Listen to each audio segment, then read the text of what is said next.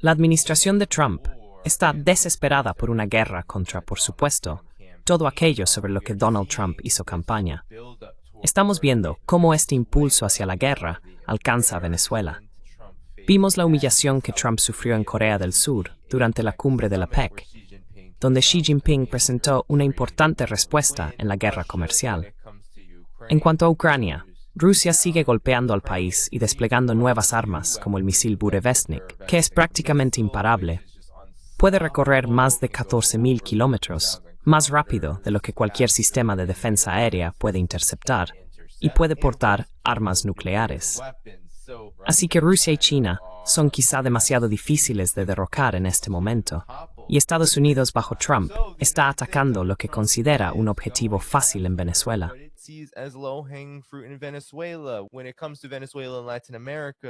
Cuando se trata de Venezuela y América Latina, sabemos que siempre hay un momento en que algún país, algún gobierno, que no le gusta a Estados Unidos, cae bajo la bola de demolición del gobierno estadounidense. Así que la guerra podría llegar a Venezuela y podría llegar muy pronto. Los informes indican que hay enormes concentraciones de tropas estadounidenses y portaaviones repletos de F-18 Hornet y F-35. Hay un estado de preparación en toda la región, por ejemplo, en Trinidad y Tobago, lo que Venezuela ha criticado por actuar como una base de operaciones avanzada para una posible operación de cambio de régimen. Los medios de comunicación tradicionales han estado diciendo que los ataques estadounidenses contra Venezuela parecen cada vez más probables. La administración ha identificado instalaciones militares en Venezuela, supuestamente utilizadas para el contrabando de narcóticos, como posibles objetivos de los ataques. Aunque Trump no ha tomado una decisión final sobre si llevar a cabo ataques dentro del país, los posibles objetivos que se están considerando son aeropuertos y puertos controlados por el ejército, incluidas pistas de aterrizaje e instalaciones navales, según informó el medio citando a un funcionario estadounidense. Donald Trump dijo que eso no es cierto. Marco Rubio también ha dicho que no van a hacer eso. Pero cada vez que la administración Trump dice algo así, tenemos que preguntarnos si es cierto en absoluto. ¿Cuántas veces hemos visto, por ejemplo, que la administración Trump supuestamente media un alto el fuego en Gaza o hable con Rusia sobre el conflicto en Ucrania y luego haga algo como aprobar ataques de largo alcance o permitir que Israel rompa constantemente el alto el fuego o incluso permitir que Israel intente asesinar a negociadores mientras discuten el plan de alto el fuego de Trump?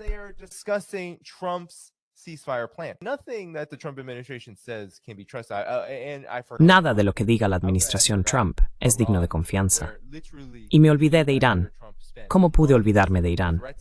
Bajo Trump, Estados Unidos pasó meses amenazando al gobierno iraní con ese pretexto nuclear. Esa afirmación absurda de que Irán estaba a solo unas semanas de tener un arma nuclear. Luego entablaron negociaciones, y el OIE actuó esencialmente como un agente del Mossad, espiando a Irán y utilizando esas conversaciones para coordinar un ataque israelí, que terminó siendo una ofensiva sorpresa, llevada a cabo principalmente por operativos y operaciones del Mossad.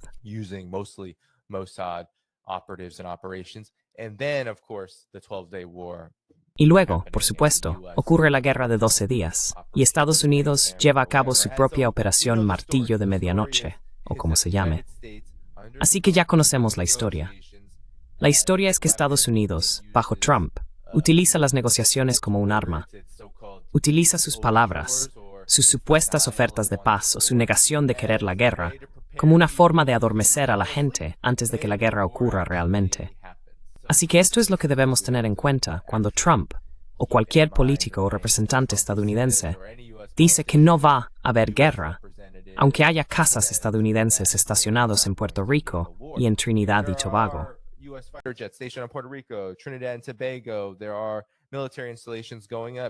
Se están construyendo instalaciones militares, se están desplegando tropas.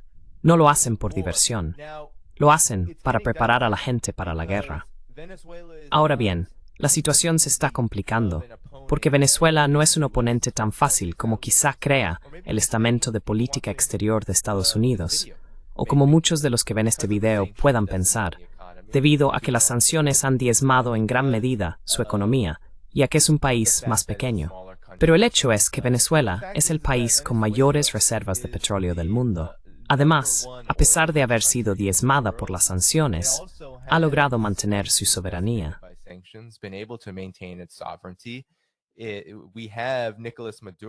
Tenemos a Nicolás Maduro, por ejemplo, llevando a cabo una campaña masiva para armar milicias dentro de Venezuela con el fin de defender el país de cualquier incursión estadounidense. Recordemos que dijeron lo mismo sobre Gaddafi.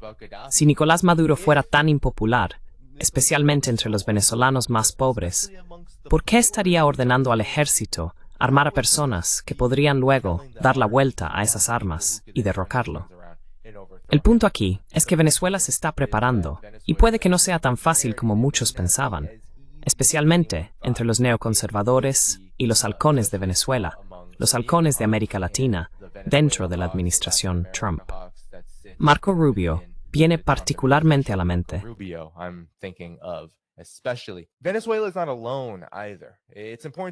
Venezuela tampoco está sola.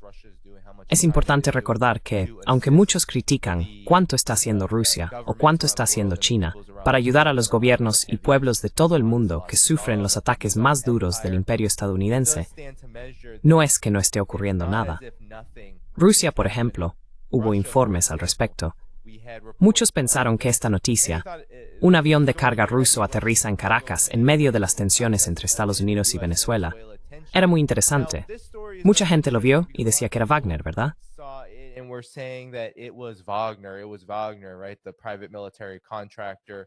La empresa militar privada, que fue tan crucial durante la batalla de Bakhmut en Ucrania, terminó siendo disuelta debido a los problemas de Yevgeny Prigozhin y todo el drama que se desarrolló con Vladimir Putin. No obstante, tenemos a Rusia enviando, sea lo que sea. Todo lo que sabemos por los informes es que un avión de transporte pesado, un modelo vinculado al antiguo grupo de mercenarios Wagner de su ejército, aterrizó en Venezuela. El avión de transporte Ilyushin Il-76 llegó a Caracas tras un viaje de 2 días, que lo llevó desde Rusia a través de Armenia, Argelia, Marruecos, Senegal y Mauritania hasta América Latina.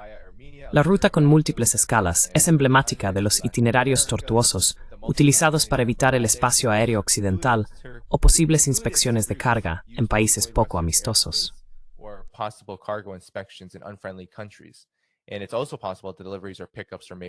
Y también es posible que se realicen entregas o recogidas a lo largo del trayecto, porque Rusia tiene presencia militar en Argelia y Malí.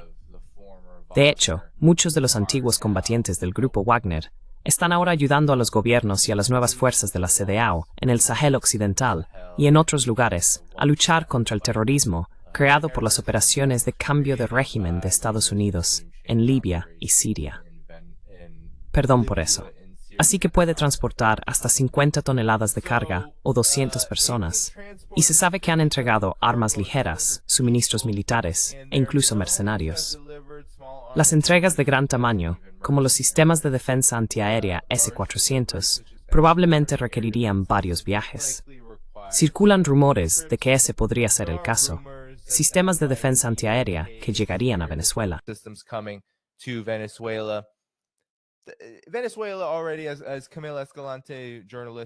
Venezuela ya tiene, como dijo en mi programa la periodista Camila Escalante, Su-35 y S-300 rusos. Por supuesto, ningún sistema de defensa aérea es infalible. Lo hemos visto una y otra vez, ya sea en Irán o en Ucrania, por ejemplo. Eso no significa que vaya a ganar la guerra aérea, ¿verdad? Pero el problema con Venezuela es que la oposición allí en realidad no es tan popular. Esto es importante. Y Venezuela es un lugar increíblemente difícil para librar una guerra convencional.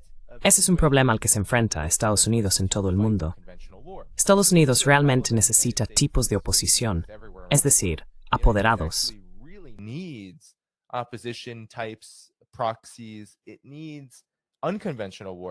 Necesita una guerra no convencional, una guerra asimétrica, porque sin ella, su ejército no puede realmente dominar como lo hacía antes.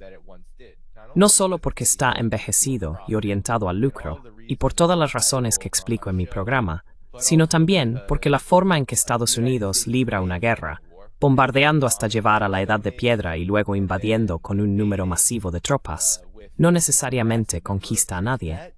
Durante Vietnam e incluso durante Irak, se hablaba mucho de ¿puede Estados Unidos ganarse los corazones y las mentes? Ridículo. No. No vas a conseguir que una población te apoye si la estás bombardeando, destruyendo su país militarmente, violando a sus mujeres, cometiendo violaciones, destruyendo familias, bombardeando.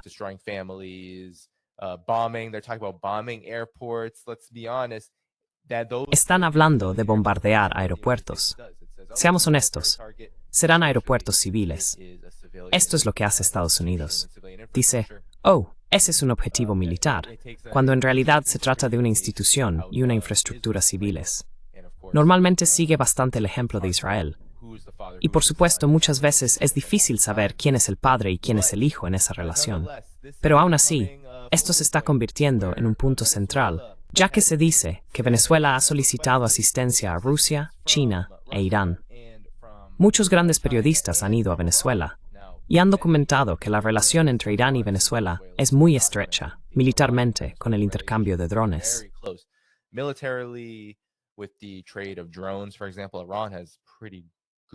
Por ejemplo, Irán tiene drones bastante buenos, una tecnología muy avanzada, además de comercio, ¿verdad? Estos dos países están sancionados y realizan actividades económicas entre ellos para ayudar a aliviar esa situación, porque cada uno tiene recursos que el otro podría aprovechar. Incluso hay mercados iraníes en las calles de Caracas, por ejemplo, a los que la gente puede ir. Y sé que The Grey Zone ha hecho informes sobre esto en el pasado. Así que aquí está el informe al respecto. Documentos filtrados de Estados Unidos. Son documentos estadounidenses, así que hay que tomarlos con cautela. Revelan que Venezuela busca sistemas de radar, apoyo en misiles y reparaciones de aeronaves de sus aliados, en medio del aumento de las tensiones.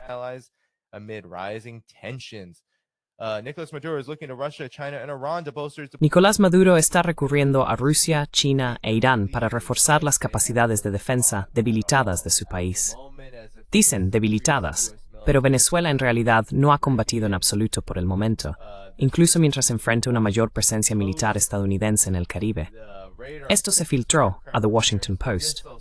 Se están solicitando sistemas de radar, reparaciones de aeronaves y suministros de misiles.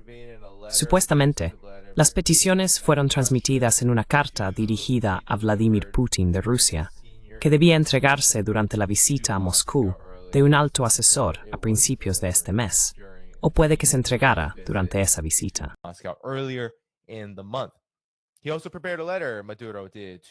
También preparó una carta, Maduro lo hizo, dirigida al presidente chino Xi Jinping, solicitando una cooperación militar ampliada en respuesta a la escalada entre Estados Unidos y Venezuela, según documentos publicados por el periódico. Maduro instó a Pekín a acelerar la producción, por parte de empresas chinas, de sistemas de detección por radar para reforzar las defensas de Venezuela. Por cierto, esto parece bastante inverosímil.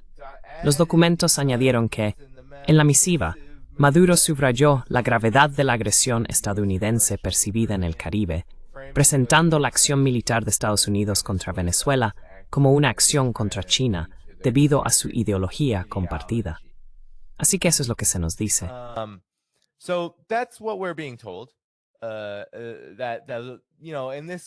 Y esto podría estar fabricado en ciertos aspectos, porque bueno, solo beneficiaría a las élites de Washington vincular a Venezuela con cada uno de sus adversarios. Lo hemos visto, ¿verdad? Se vincula a Venezuela con Hezbollah porque apoya la resistencia palestina. Y luego hemos visto afirmaciones de que Hezbollah está traficando fentanilo desde China hacia Venezuela. Todo esto es un tipo de insinuación muy burda, tosca e ineficaz en muchos sentidos. Pero aún así, esto es lo que hace Estados Unidos. Su maquinaria propagandística está convirtiendo esto en un nuevo escenario de Guerra Fría. Sin embargo, sí importa que Rusia y China mantengan relaciones profundas. China tiene una asociación de todo tiempo con Venezuela, lo que significa que Venezuela la considera uno de sus aliados prioritarios, socios comerciales y un país con el que desea construir y prosperar conjuntamente.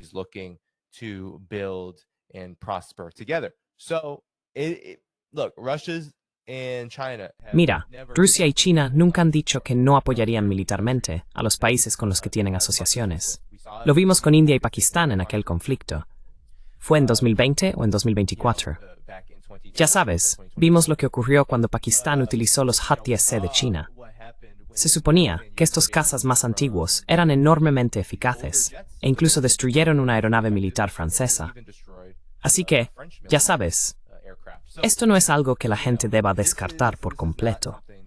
Es probable que Venezuela esté recibiendo asistencia militar de alguien, porque no va a fabricar todo de forma autóctona, especialmente teniendo en cuenta que está bajo sanciones que la colocan en desventaja. Pero, aún así, esto se está convirtiendo en una amenaza real.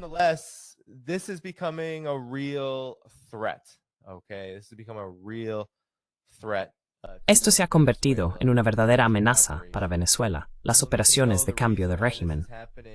La gente necesita entender por qué está ocurriendo esto en muchos niveles. Desde 1998, cuando Hugo Chávez fue elegido presidente, Venezuela ha estado llevando a cabo su propio proyecto político y económico, que a Estados Unidos no le gusta. Venezuela nacionalizó su petróleo y ha intentado redistribuir esa riqueza para financiar viviendas sociales y otros proyectos diversos. Ha construido millones de hogares para los venezolanos más pobres con el fin de ayudar a aliviar la pobreza. Incluso hoy, bajo sanciones, Venezuela sigue invirtiendo todo lo que puede para asegurarse de que esas sanciones no destruyan la vida de la gente común.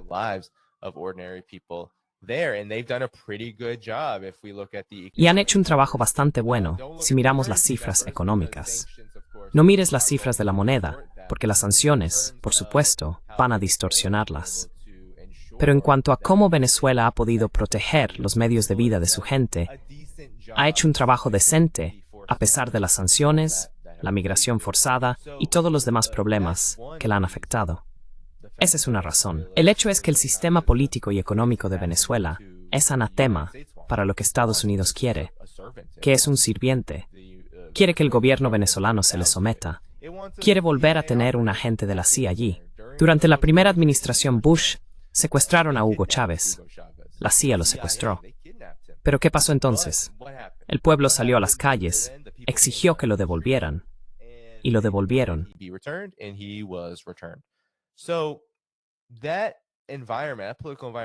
Así que ese entorno político no ha desaparecido necesariamente. Otra gran razón, el petróleo. Siempre que hay una gran cantidad de petróleo, incluso si Estados Unidos no quiere consumirlo todo para sí mismo, si puede controlar el mercado petrolero y manipularlo, eso es en gran medida de lo que trata el sistema del dólar. Le da al imperio estadounidense una mayor capacidad para influir tanto en el mercado global como en sus esfuerzos geopolíticos.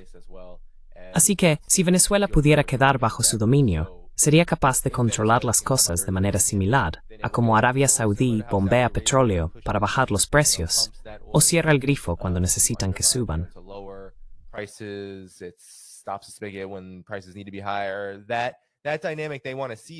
Esa dinámica, quieren ver eso. Quieren ver que esos recursos se saquen de las manos del pueblo y del gobierno venezolano y se pongan en manos de quienes obedecerán las órdenes de Estados Unidos. Otra razón, y creo que esta es quizá la razón política más importante, teniendo en cuenta esas dos dinámicas, es el mundo multipolar. Venezuela es uno de los últimos gobiernos.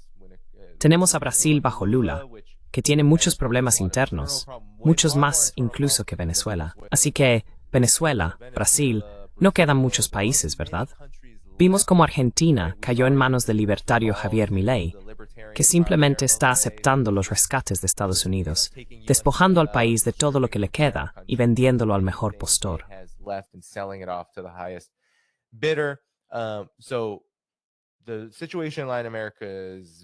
Así que la situación en América Latina es muy grave. Pero cuando se trata de Venezuela, Cuba y el Caribe, cuando se trata de Brasil y de estos países, Estados Unidos quiere sofocar y romper la multipolaridad. Por eso Venezuela es un punto de enfoque realmente importante. Es el enemigo público número 1, o quizá el 1A.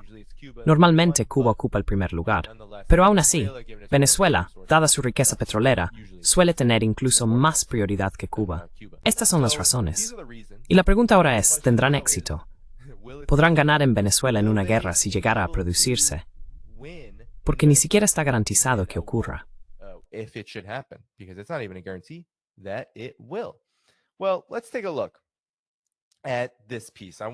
Bien, echemos un vistazo a este artículo.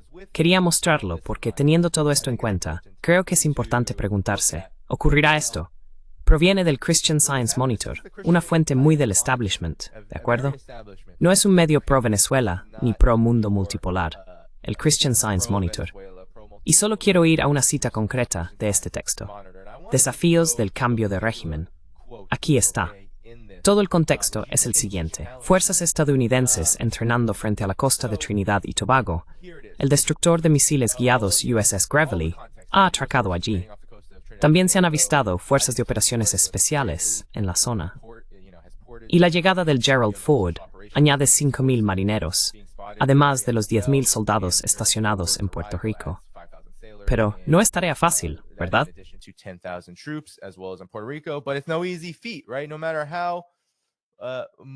No importa cuánto militaricen los Estados Unidos la región, tendrían que desplegar una fuerza de 50,000.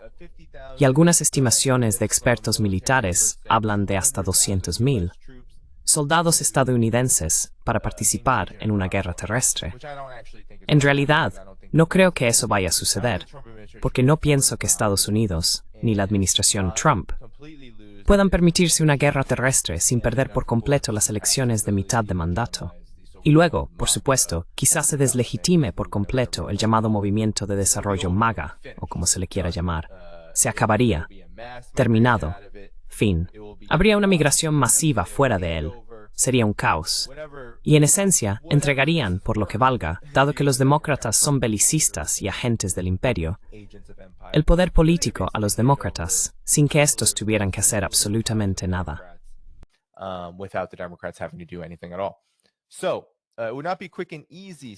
Así que no sería rápido ni fácil, dice el presidente del Diálogo Interamericano. Sería prolongado. No hay apetito por la muerte entre los demócratas. Tropas estadounidenses en Estados Unidos, por tropas estadounidenses muriendo en suelo venezolano. Y esto es una parte importante, ¿verdad? El tamaño de Venezuela, su terreno, los centros urbanos, las selvas tropicales. La guerra terrestre es muy difícil. Las tropas tendrían que enfrentarse a múltiples grupos armados, cuyo destino está estrechamente ligado al de Maduro, dicen, incluidos los grupos de minería ilegal. Hay mucha propaganda aquí.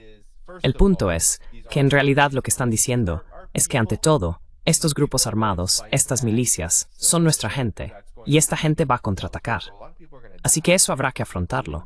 Mucha gente va a morir, incluidas tropas estadounidenses. Y ya sabes, ni siquiera estoy diciendo cómo. Siempre se lo digo a todo el mundo.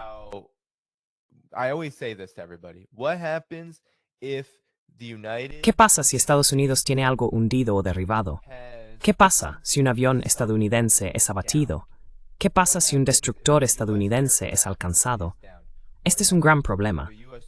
Estados Unidos no puede manejar esto políticamente. Es un imperio muy frágil en este momento, muy sensible.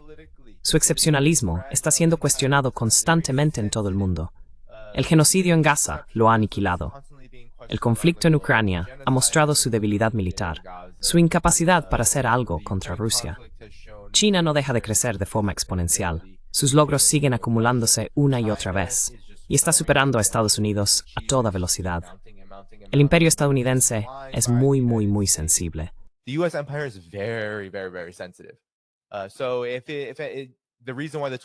Así que, la razón por la que la guerra de 12 días con Irán tuvo que terminar es porque Estados Unidos estaba muy preocupado de que Israel fuera arrasado hasta el punto de que sí, tal vez seguiría existiendo, quizás durante bastante tiempo, pero sería muy embarazoso para Estados Unidos no poder proteger a Israel. Así que es un imperio muy frágil en este momento.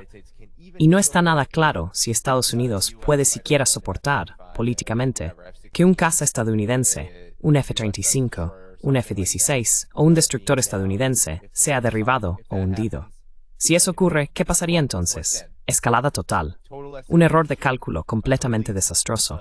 Sea lo que sea, no va a ser bueno, ¿verdad? Va a provocar el colapso de los mercados, el hundimiento de la economía. Va a generar una situación política insostenible.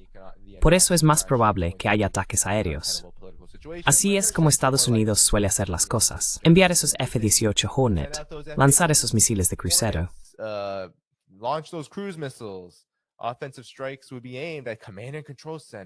Los ataques ofensivos se dirigirían a los centros de mando y control, ¿verdad? No, no, no, no. Habría ataques para someter a la población. Querrían que la población estuviera sometida. Pero no sería fácil, porque ¿qué ocurre cuando bombardeas a un pueblo en un país? Esa gente no va a quererte, te va a odiar aún más. Y eso podría, si Estados Unidos decide, esta es mi valoración, si Estados Unidos decide que quiere involucrarse militarmente en un atolladero en Venezuela, lo que va a suceder es que toda la región de América Latina se unirá más que nunca contra el imperio estadounidense. Ahora mismo, la situación política en América Latina no es sencilla.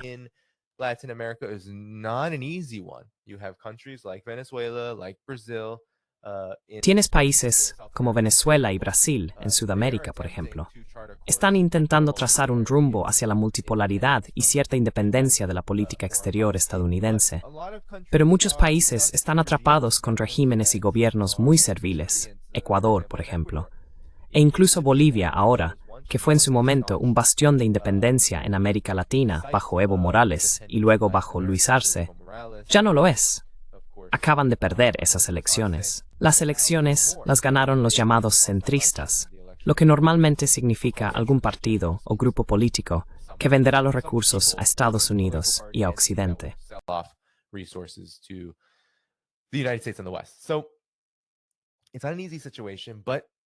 Así que no es una situación fácil, pero se trata de independencia, de personas que valoran la soberanía. Si Estados Unidos bombardea y crea una situación que lo hace parecer el belicista que es, bueno, mucha gente se va a unir en torno a un proyecto político diferente. Eso es en general lo que suele ocurrir.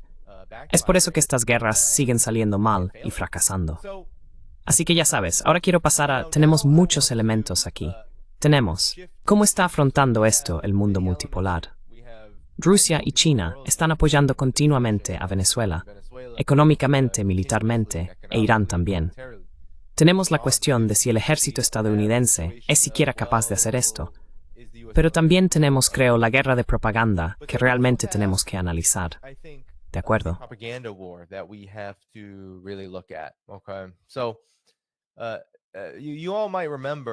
Así que quizá recordéis que María Corina Machado, la figura opositora venezolana, ganó el Premio Nobel de la Paz este año, hace poco de hecho.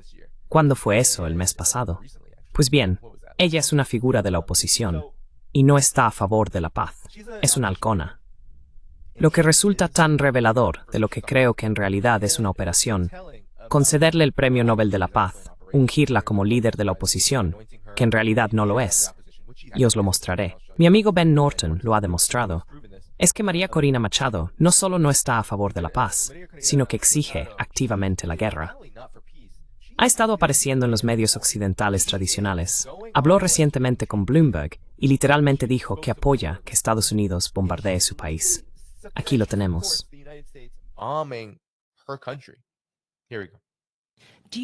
¿Apoya los ataques militares de Estados Unidos en territorio venezolano como parte de lo que usted llama un proceso?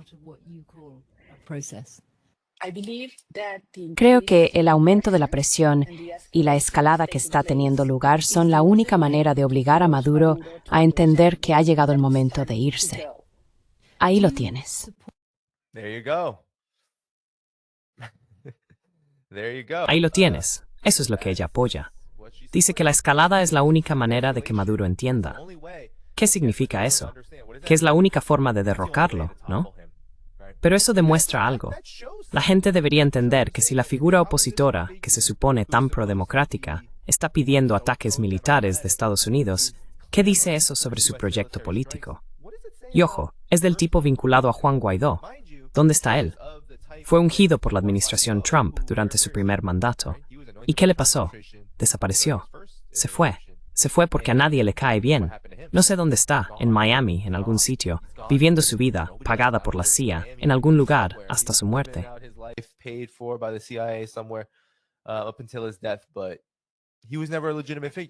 Pero nunca fue una figura legítima. Fue un implante.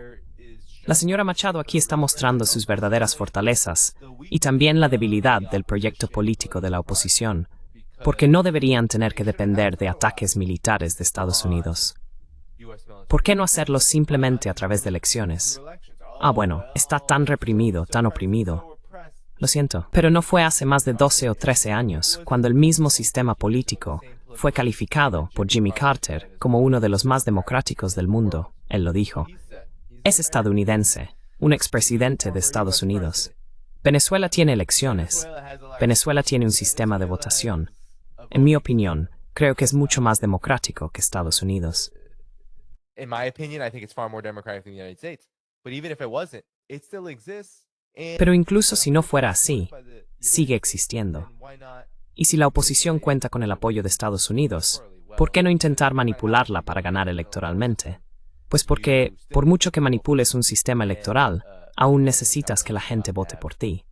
Y personas como Machado no tienen ese nivel de apoyo. Voy a mostrar lo que escribió Ben Norton al respecto.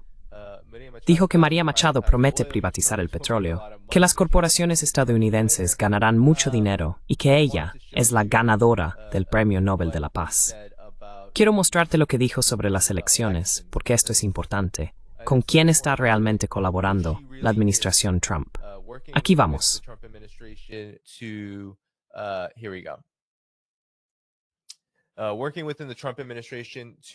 Trabajando dentro de la administración Trump para derrocar al gobierno. El problema es que ni siquiera es la figura política opositora más popular. En 2012, solo obtuvo el 3,66% de los votos dentro de la oposición. Así que esto ni siquiera es contra Maduro, sino dentro de los partidos opositores. Y estos fueron los resultados. Estaba Enrique Capriles, que durante un tiempo fue el moderado, entre comillas, pro-estadounidense, pro-demócrata, ya sabes, la llamada fuerza pro-democracia. Capriles en realidad condena a Persado porque son violentas. Son ellos quienes lideran las guarimbas en Venezuela. También ocurre en Guiwing.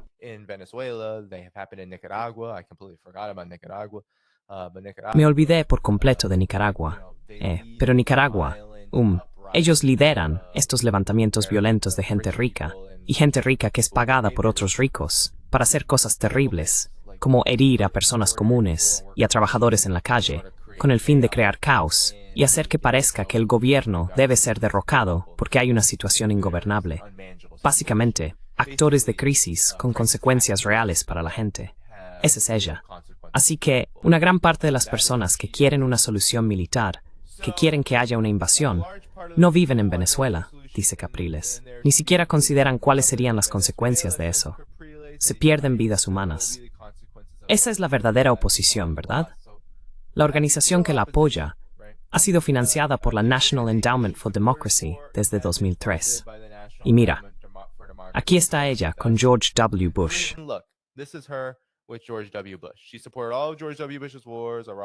Ella apoyó todas las guerras de George W. Bush, Irak, Afganistán, etcétera, etcétera. Así es ella. Así es ella. Esto es lo que representa María Corina Machado. Esto es lo que debemos tener en cuenta sobre quién es. Y la razón por la que quería mencionar esto es porque el modelo que Estados Unidos tiene ahora para Venezuela no es bueno, no es estable. No hay nada planificado al respecto. Estados Unidos está utilizando el pretexto de los narcóticos y todo eso, lo cual es ridículo, porque Venezuela no es la fuerza principal en el tráfico de drogas en América Latina. Esa es la DEA, seamos honestos. Es el propio Estados Unidos. Esto ha sido algo que lleva generaciones. Buscad a Gary Webb. Buscad el escándalo Irán-Contra, que efectivamente pasó por países como Nicaragua durante el movimiento de los Contras antisandinistas, los apoderados, las fuerzas violentas que Estados Unidos apoyó.